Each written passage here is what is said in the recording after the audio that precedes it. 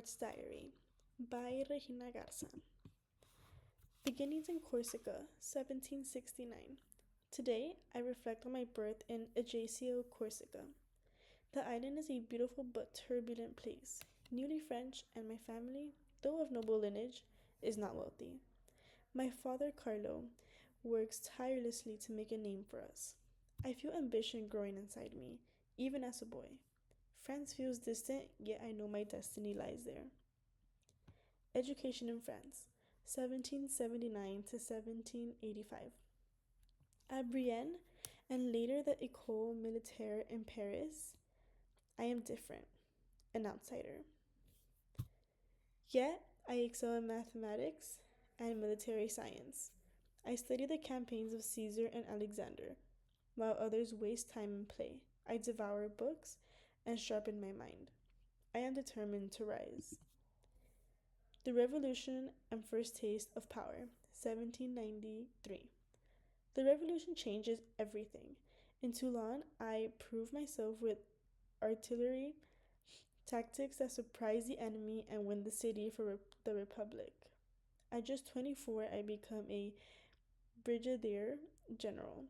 I feel power for the first time, and I crave more.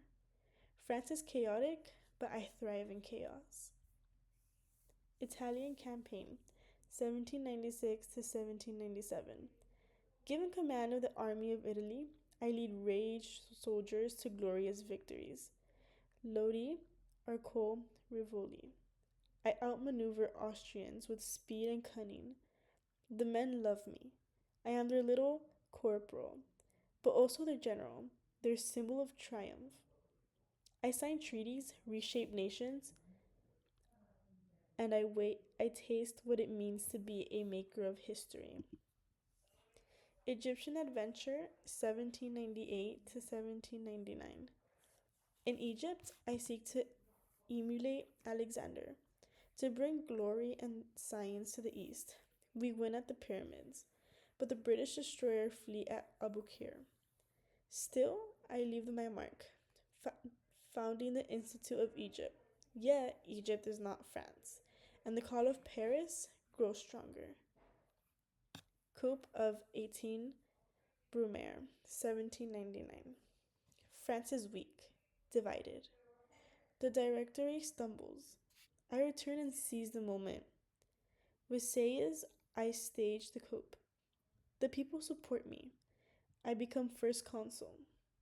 The republic lives, but under my command. I begin to rebuild order from revolutionary ashes. The throne is not yet mine, but I see it in the horizon. Emperor of the French, 1804. I crown myself Emperor at Notre Dame. Pope Pius VII watches, but I place the crown upon my own head. It is my will, not divine right, that makes me ruler. France is glorious once more. I codify laws, reform education, and restore finances. The empire rises. Triumph at Austerlitz, 1805. Austerlitz. The battle of the three emperors. I lure the allies into my trap and shatter them. Austria sues for peace. Europe trembles. My legend is sealed. Yet, I know enemies will not rest. Britain, Russia, Prussia must all be dealt with. The Russian disaster, 1812. Moscow burns, but it gives no victory. The Russian winter devours my army. Disease, hunger, cold. We retreat in agony. I underestimated the vastness, the endurance of the Russians. My grand army is broken, but I must not show weakness. France still believes in me. The Fall in Elba, 1814. Paris falls. I abdicate. They send me to Elba, a prison cloaked in titles. I govern, plan, watch. But I am not finished. The world has not seen the last of Napoleon. I see France in my dreams and hear her call me back. 100 days to reclaim it all. Waterloo, 1815. I return, and France welcomes me.